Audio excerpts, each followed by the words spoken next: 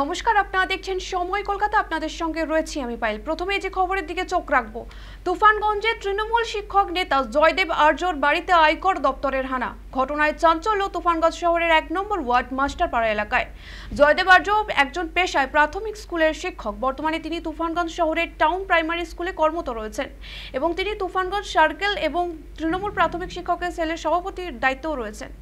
আর এই মুহূর্তে আমাদের সঙ্গে রয়েছে আমাদের প্রতিনিধি দীপজয়। একজন প্রাইমারি শিক্ষকের বাড়িতে আয়কর দপ্তরের হানা, কি জানতে পারছো কেন এই হানা? পাইল, একেবারে দেখো যে তুফানগঞ্জ শহরের 1 নম্বর ওয়ার্ডের যে মাস্টারপাড়া রয়েছে, সেই মাস্টারপাড়া এলাকায় এক প্রাইমারি শিক্ষকের বাড়িতে কিন্তু হঠাৎ আয়কর দপ্তরের হানা দেয়। দেখো, যেটা আমরা স্থানীয় সূত্রে যেটা জানতে পারছি যে গতকাল প্রায় আনুমানিক দুপুর নাগাদ এই আয়কর দপ্তরের আধিকারিকরা সেই বাড়িতে হানা দেয় এবং রাতভর তল্লাশি চালানো হয় এবং তারপরেও কিন্তু এখনো পর্যন্ত আয়কর দপ্তরের কর্মীরা কিন্তু সেখান থেকে বেরোননি।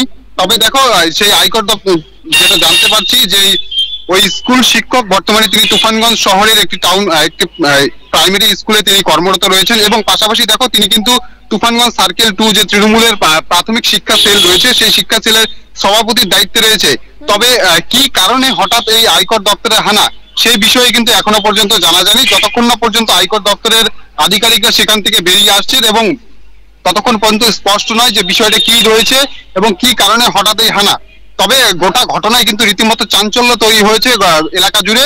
ইতিমধ্যে কিন্তু দেখো, ঘটনাস্থলে এসে পৌঁছেছে তুফানগঞ্জ থানার বিশাল পুলিশ বাহিনী এবং ভিড় জমিয়েছে কিন্তু স্থানীয় বাসিন্দারা। পায়েল, ধন্যবাদ দীপজয়কে। যেমনটা জানালো আমাদের প্রতিনিধি যে সোমবার দুপুর থেকেই সেই প্রাইমারি শিক্ষকের বাড়িতে আয়কর দপ্তরের হানা চলছে আর এখনো অবধি সেই হানা চলছে।